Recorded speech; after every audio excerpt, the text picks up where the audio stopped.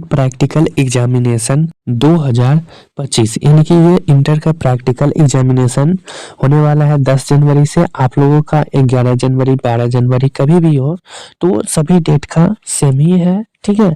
तो अभी हम बायोलॉजी यानी कि जीव विज्ञान का आंसर की देने वाले हैं, तो आप लोग इसको जरूर लिख लीजिएगा, ठीक है। फिजिक्स केमिस्ट्री का ऑलरेडी हम दे चुके हैं, अभी बायोलॉजी का देंगे, ठीक है। चलिए देख लेते हैं 1 नंबर क्वेश्चन, ठीक है। 1 का ए नंबर क्वेश्चन, ठीक है। ए नंबर क्वेश्चन में 2 है, एक ये है और एक ये है, ठीक है। ये बना दीजिए या फिर ये बनाइए, ठीक है। तो इसमें क्या करना है देख लीजिए।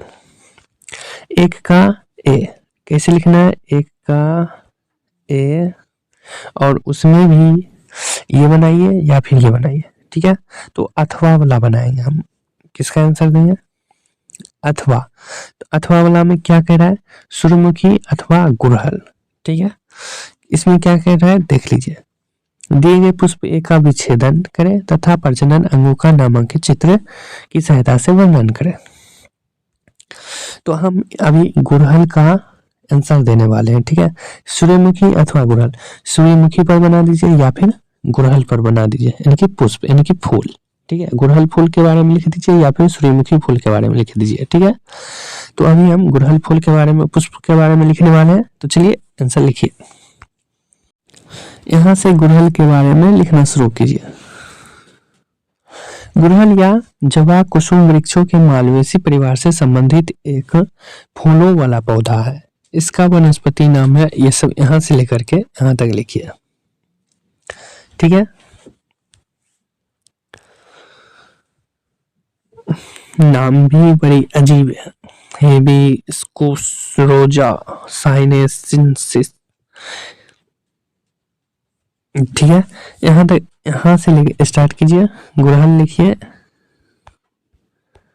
गुड़हल देखिए ऐसे हाइफन दीजिए, यहां तक लिखिए।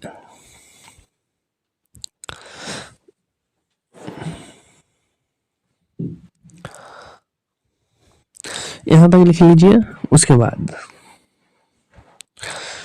बाद लिखिएगा गुड़हल की पत्तियां सब पत्यावर्ती सरल अंडाकार या भालाकार होती है और अक्सर इनके किनारे दंतिया होते हैं। ओ यहाँ पर मिस्टेक गोलाकार होगा, ठीक है। गोलाकार, भालाकार लिखा गया है, गोलाकार।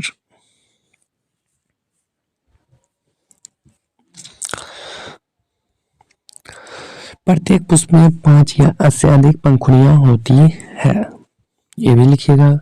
यहां से लेकर के यहां तक लिखिएगा, ठीक है। लिख लीजिए जल्दी जल्दी, रोक करके हम बोलेंगे तो ज्यादा टाइम लगेगा और आप लिख भी नहीं पाएगा, इसलिए लिख लीजिए।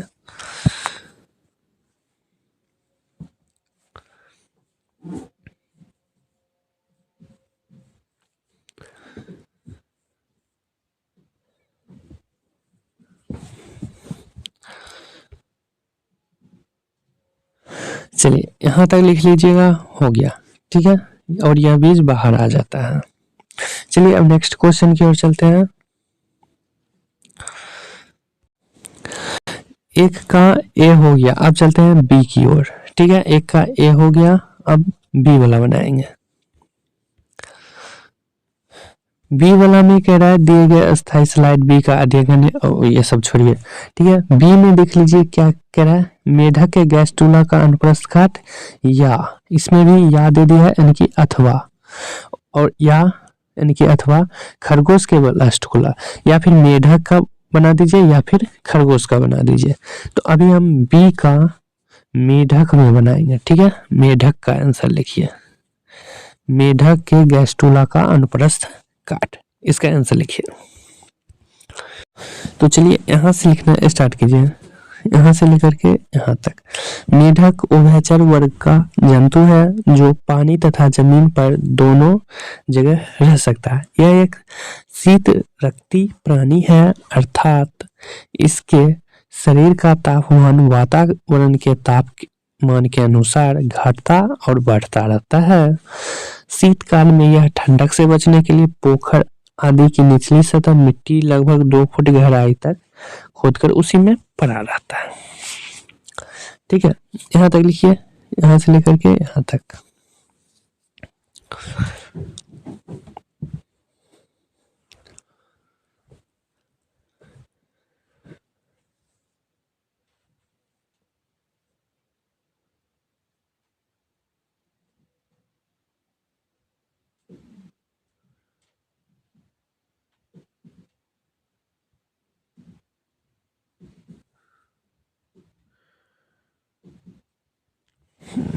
यहाँ तक लिख लिए। अब चलिए नेक्स्ट। एक्सप्लेनेशन में स्टेप 1 लिखेगा, गैस्ट्रुलेशन अंतःत्वचा क्षेत्र की सीमांत कोशिकाओं से पृष्ठीय तरफ खांचे के निर्माण के साथ शुरू होता है। यहाँ स्टेप 1 से लिखिएगा, स्टेप 1 से यहाँ तक लिखिए, पहले यहाँ तक लिख लिए, उसके बाद यहाँ से लेकर के यहाँ तक लिखिए, यहाँ से यहाँ तक लिखिए पहले। चलिए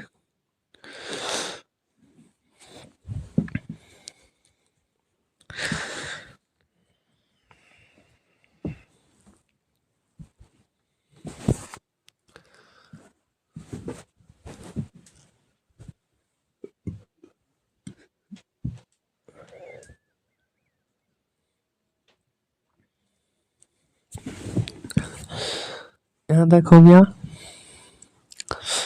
उसके बाद यहाँ से लेकर के यहाँ तक, मेढक किसका रूप है? दुनिया भर में मेढक शुभता का प्रतीक माना जाता है।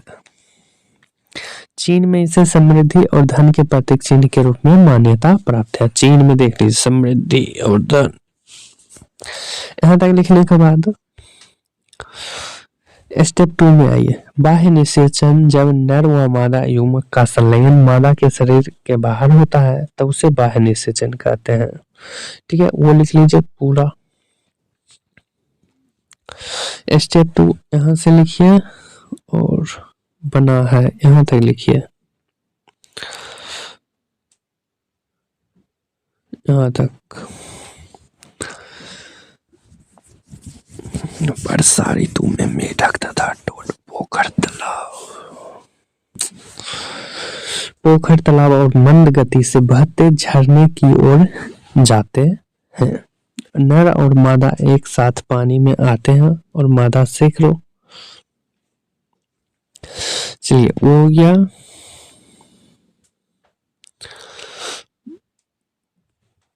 उसके बाद यहाँ से लेकर के यहाँ तक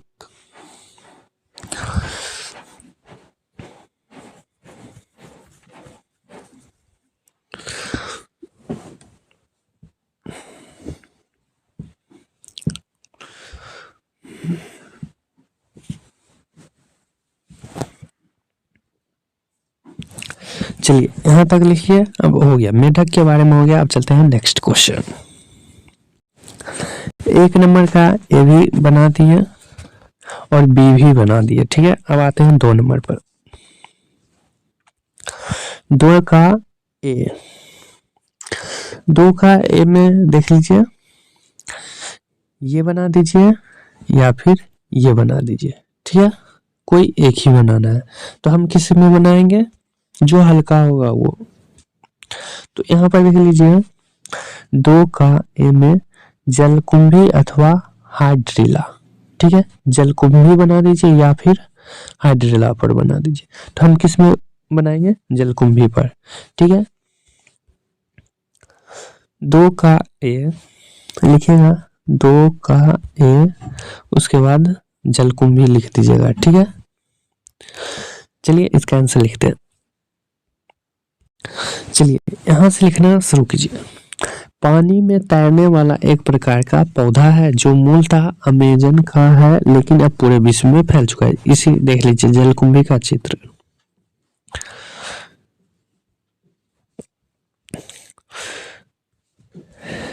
यहाँ से लेकर के यहाँ तक लिखिए, फिर यहाँ से स्टार्ट कीजिएगा। ठीक है। जलकुंभी सबसे पहले भारत के बंगाल में अपनी खूबसूरत फूलों और पत्तियों के आकार के कारण लाया गया था। भारत में इसे बंगाल का आतंक भी कहा जाता है। बंगाल का आतंक किसे कहा जाता है? जलकुंभी को। ठीक है। यहां से लेकर यहां तक लिखिए।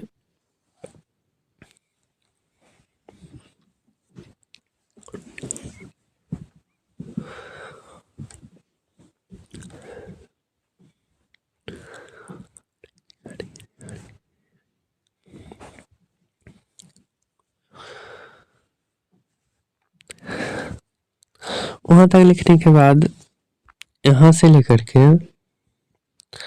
यहां तक लिखिए, धीरे धीरे लिखिएगा।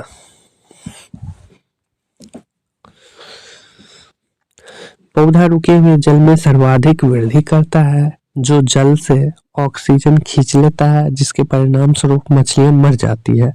यह एक बहुत तेजी से फैलने वाला खरपतवार है। यह जैव विविधता ह्रास का भी एक कारण है। यहाँ से लेकर के लिखना स्टार्ट कीजिए और यहाँ तक पहले लिखिए।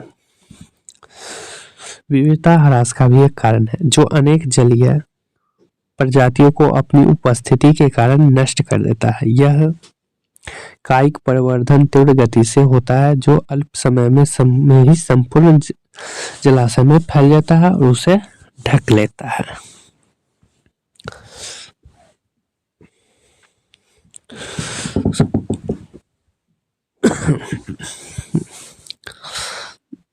वहां तक लिखने के बाद आइए यहां से लेकर के यहां तक लिखिए, लास्ट है।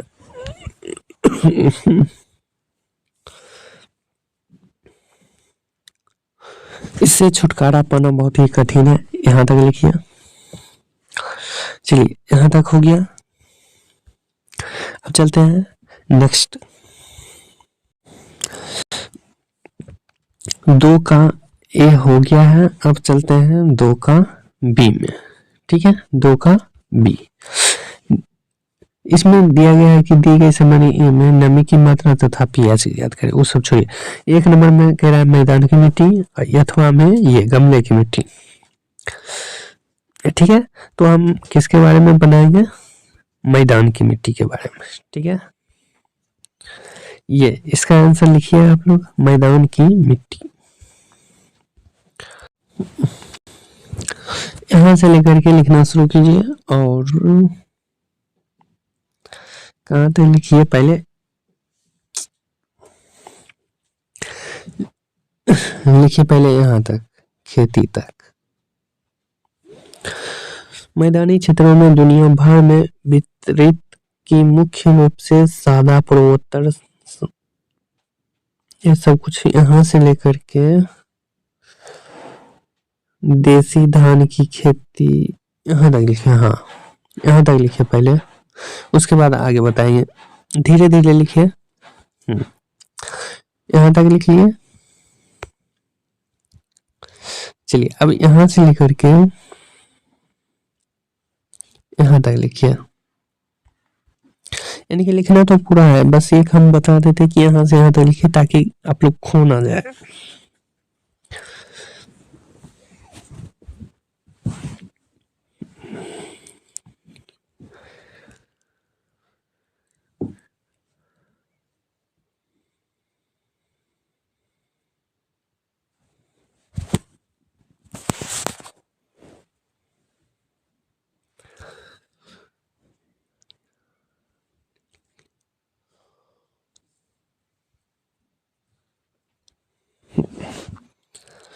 चलिए हो गया।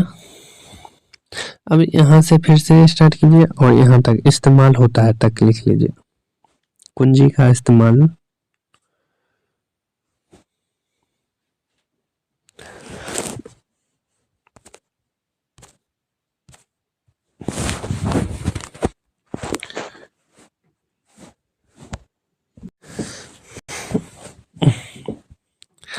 यहाँ तक लिख लिए थे, कुंजी का इस्तेमाल होता है। ठीक है, चलते हैं नेक्स्ट क्वेश्चन पर। अब आइए 3 नंबर पर, यानी कि सेक्शन बी।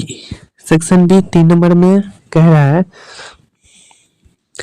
निम्नलिखित में से किन्हीं 5 प्रश्नों पर टिप्पणी लिखें। ठीक है, 5 गो, इसमें कितना दे दिया है देख लेते हैं। 8 गो दिया है, इसमें से 5 गो बनाना है। ठीक है, तो चलिए जो जो हल्का होगा वही बनाएंगे। किधर गया? देख लीजिए, यहां से 1 नंबर, ये भी नहीं बनाएंगे। तो सबसे पहला क्वेश्चन है 3 नंबर। ठीक है, 3 का 3 नंबर क्या है? समसूत्री कोशिका विभाजन। ठीक है, समसूत्री कोशिका विभाजन बनाइए या फिर अर्धसूत्री कोशिका विभाजन। ठीक है, दोनों में से कोई एक ही बनाना है। देख लीजिए अथवा लिखा हुआ है, तो आप लोग आंसर लिखिएगा समसूत्री कोशिका विभाजन। ठीक है, और आंसर लिखिए यहां से समसूत्री कोशिका विभाजन, यहां से लेकर के यहां तक पहले लिखिए। समसूत्री कोशिका विभाजन या समसूत्रण साधारण कोशिका विभाजन है। इसकी संपूर्ण प्रक्रिया 2 चरणों में पूर्ण होती है। प्रथम चरण में कोशिका के केंद्रन का विभाजन होता है। इस प्रक्रिया को केंद्रक विभाजन कहते हैं। उसके बाद लिखिएगा, विभाजन के द्वितीय चरण में कोशिका का द्रव का विभाजन होता है। इस प्रक्रिया को कोशिका द्रव विभाजन कहते हैं। यहां तक लिखिए।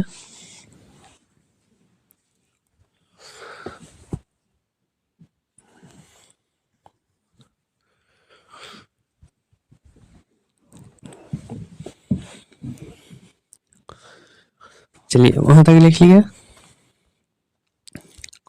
अब इस प्रक्रिया को यहां से लेकर के यहां तक लिखिए। कोशिका द्रव विभाजन कहते हैं, ये पूरा लिखिए यहां तक। वहां तक लिख लिए।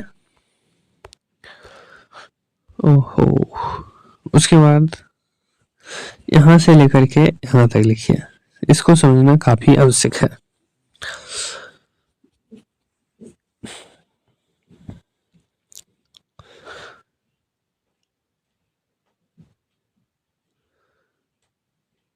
यहां तक लिख लिया। अब उसके बाद यहां से लेकर के यहां तक लिखिए।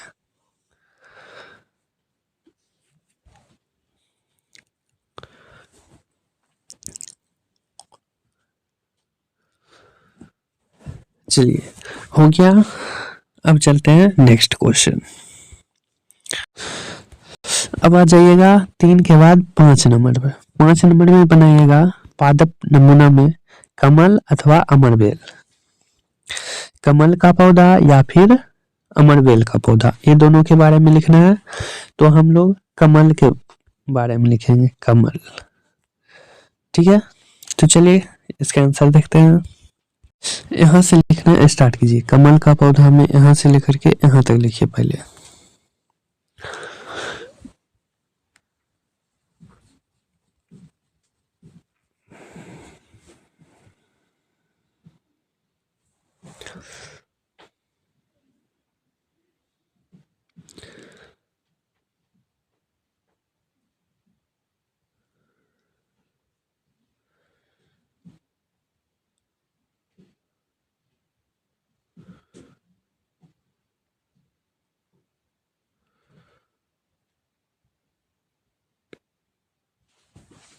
यहां तक लिख लिया। चलिए अब यहां से लेकर के फिर यहां तक लिखिए। कमल का पौधा कीचड़ में होता है। ठीक है, सब कुछ लिखना है जो जो पता है आपको। चलिए यहां तक लिख लिया। अब चलते हैं नेक्स्ट। अब आइए 3 नंबर के बाद, क्या नंबर हो गया, हाँ 5 नंबर के बाद 6 नंबर पर। ठीक है, इसमें क्या है, गुलमोहर अथवा धनिया अथवा तुलसी। तो ये तीनों में से कोई एक ही बनाना है, तो हम लोग किस पे बनाएंगे? तुलसी पर। तुलसी के बारे में, तुलसी पुष्पक्रम के बारे में लिखना है। तो चलिए लिखते हैं तुलसी के बारे में। तो चलिए यहाँ से लिखना शुरू कीजिए। तुलसी का पौधा झूप झाड़ी के रूप में उगता है। ये 1 से 2-3 फुट तक होता है। 2 फुट 3 फुट ऐसे करके बोल होता है, ठीक है। यहाँ से लिखना शुरू कीजिए और जहां तक हो सके यहाँ तक पहले लिखिए। चलिए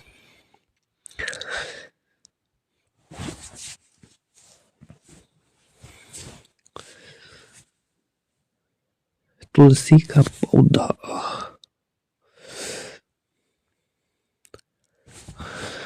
चलिए यहाँ तक हो गया। अब यहाँ से लेकर के फिर यहाँ तक लिख लीजिए। इतना लिख दीजिएगा, फुल मार्क्स देगा।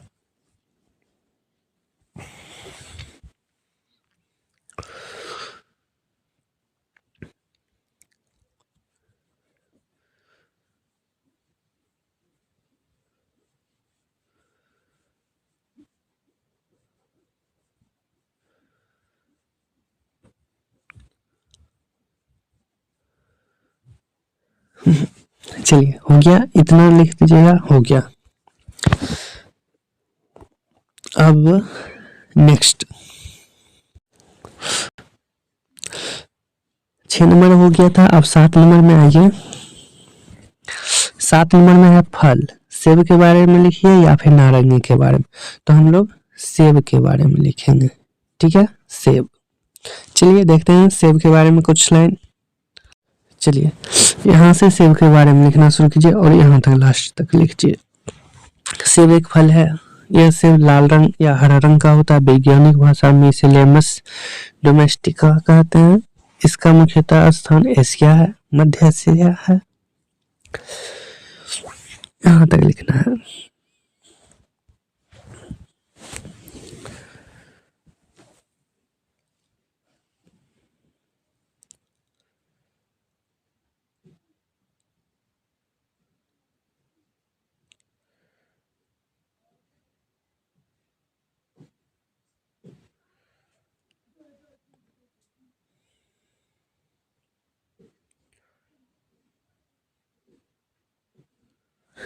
चलिए हो गया। अब देख लीजिए सेब, ठीक है। ये लगा के 4 क्वेश्चन हो चुका है। अब लास्ट बनाएंगे 5वां।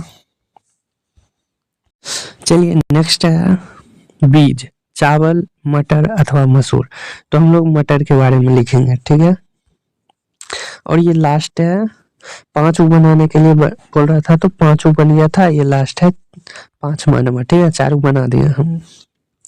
चलिए नेक्स्ट, इसका आंसर मटर के बारे में लिखते हैं। यहाँ से लिखना शुरू कीजिए। मटर एक फूल धारण करने वाला द्विबीजपत्री पौधा है। वहां से लेकर के यहाँ तक लिखिए। इसका केंद्र दक्षिण एशिया है, यहाँ तक।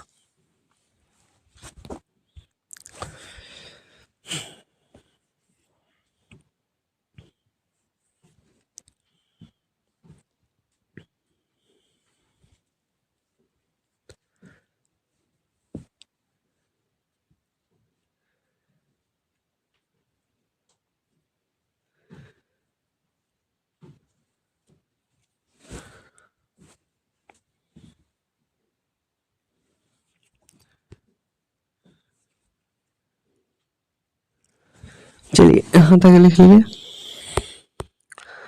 देख लीजिए मटर, ठीक है। इतना ही लिखना होता है। उसके बाद आपका ये खत्म हो गया, ठीक है। इतना ही बनाना था, बना लीजिए। फुल में फुल 30 में 30 मिल जाएगा, ठीक है।